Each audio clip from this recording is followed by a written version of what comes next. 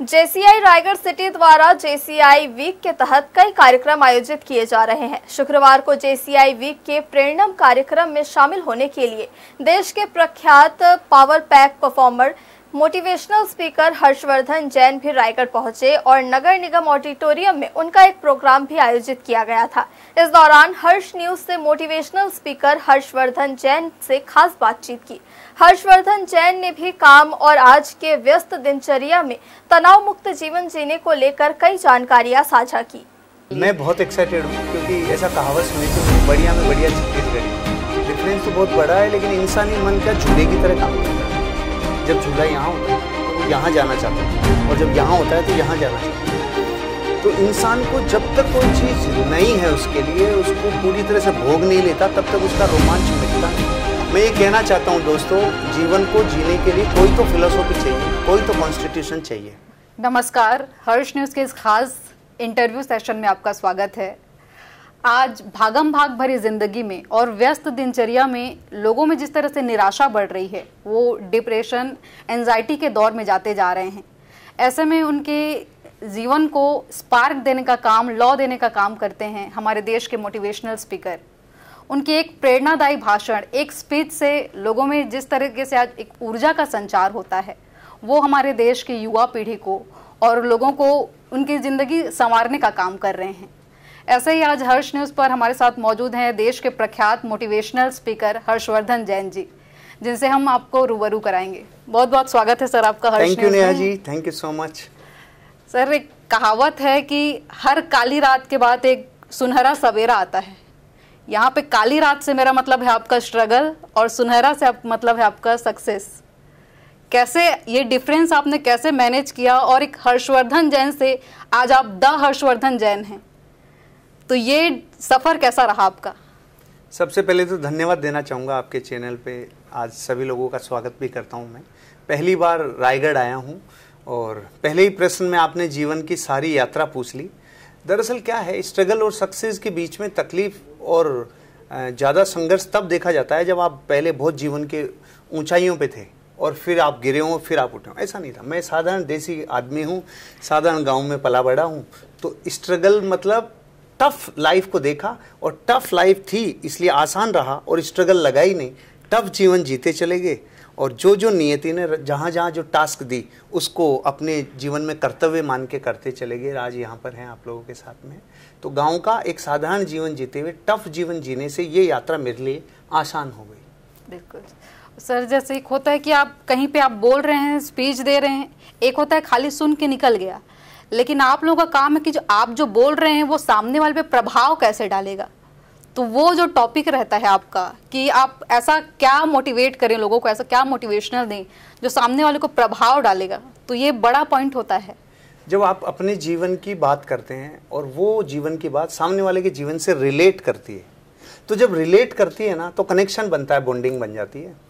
तो मैं तो मेरे जीवन में जो मैंने देखा है, जो मेरी यात्रा में मैंने जो महसूस किया है वो बोलता हूँ। और जब लोगों को महसूस होता है, आंखों की पुतलियाँ बढ़ती है, अरे हाँ ये बात तो हमारे साथ भी हुई, ये घटना मेरे साथ भी, मेरे भी जीवन में ऐसा गुजरा है, तो फिर उससे मुझे भी मोटिवेशन मिलता है कि मैं इस आदमी की लाइफ में कुछ वैल्यू ऐड कर पाया, और इस आदमी ने स्पार्क पैदा की है मेरी बात से। मतलब कनेक्शन बनता है तो चीज़ें आसान हो जाती है। एक सर, जो आज की यूथ भटकती जा रही है रियल लाइफ में, आज सोशल मीडिया का दौर है, रील्स के ज़माने हैं, लेकिन रील और रियल लाइफ में आज जो हमको समाज में एक खुद को जो प्रेजेंट करना रहता है, कितना बड़ा डिफरेंस है रियल लाइफ और रियल लाइफ?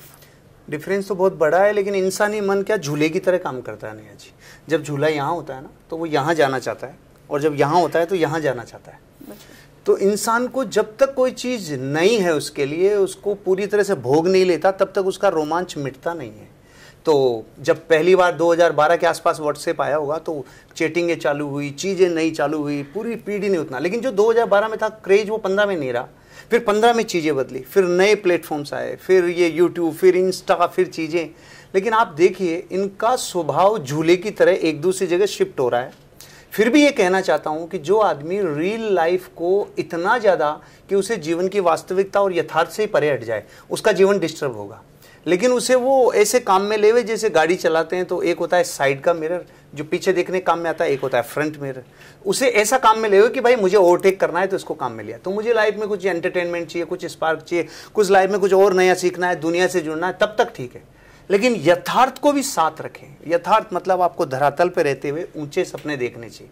मेरे गुरुजी ने मुझे ये कहा था, बेटा पाँव जमीन पे हो, सपने आसमान के हो। पाँव उठ गया उस दिन तो रील, अगर पाँव उठा रही है तो जीवन उठ रहा है, लेकिन अगर पाँव मजबूती से मतलब यथार्थ से जुड़े हुए हो तो फिर आप ऊंचाइयों पे जरूर जाएंगे। तो रील और रियल में ऐसा कनेक्शन बना के रखना। बिल्कुल सही। एक और सर, जैसे अब क्रिकेट से आपका बहुत ज्यादा जुड़ाव रहा है, तो क्रिकेट से जुड़ाव होते होते इस पे टाइम दे पाना, लोगों को प्रेरित करने के लिए टाइम दे पाना, कैसे मैनेज करते हैं आप? आपका एक शौक भी है और आपका पैशन भी है। 80 में मेरा बर्थ है नेहा जी, और 90 से मैंने क्रिकेट शुरू किया था, 10 साल में। 10 साल। और 2000 तक इतना क्रिकेट खेला, जो 20 साल 30 साल में खेलते हैं उतना मैंने 10 साल में खेल लिया था। लेकिन जैसे ही 20 साल का हुआ, सितंबर 2000 में मेरे दोस्त ने मुझे कहा अपन लोग मार्केटिंग की लाइन पे चलते हैं और जीवन को आगे बनाते हैं। तो उस दिन जैसे नया कर्तव्य मिला तो पुराने पूरे गहने उतार के रवाना हो गया, ऐसा ही छोड़ दिया क्रिकेट। और फिर 17 साल तक अपने करियर को संवारने में, अपने हार्डवर्क को बनाने में लगा रहा। फिर जब 37 वर्ष की आई हुई 2017 में, तब फिर खेलना शुरू किया। तो फिर A division, B division, C division, फिर कुछ रणजी प्लेयर्स के साथ भी मैच खेले। मतलब कोई बड़े प्लेटफॉर्म पे नहीं खेला, लेकिन उन लोगों का संगत रही। ये कब? जब मेरी उम्र 37 साल थी। फिर 2 साल अच्छा खेल लिया 2017-18 में, फिर गैप हो गया।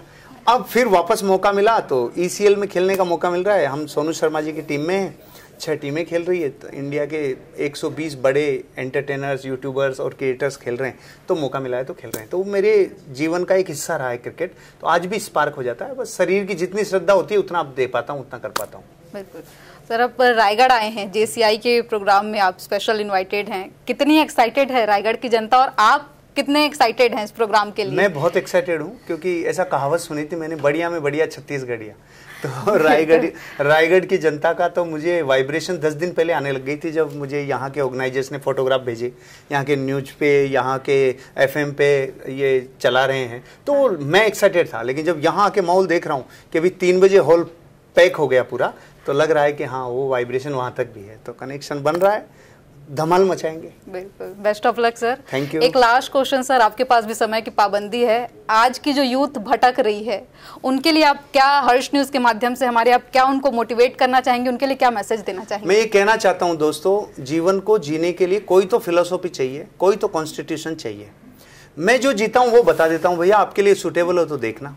छोटों को देख के जियो, बड़ों को देख के बढ़ो, अच्छे के लिए प्रयास करो और बुरे के लिए हमेशा तैयार रहो। थोड़ा बता भी देता हूँ, छोटों को देख के जिए मतलब जो आपके पास है, अगर छोटों को देख के जियोगे तो ग्रेटिट्यूड से भर जाओगे और परमात्मा को बोलोगे, अरे भगवान इनको तो इतना भी नहीं दिया जितना मुझे दिया है, तो जो होगा उसमें खुशी मिलेगी।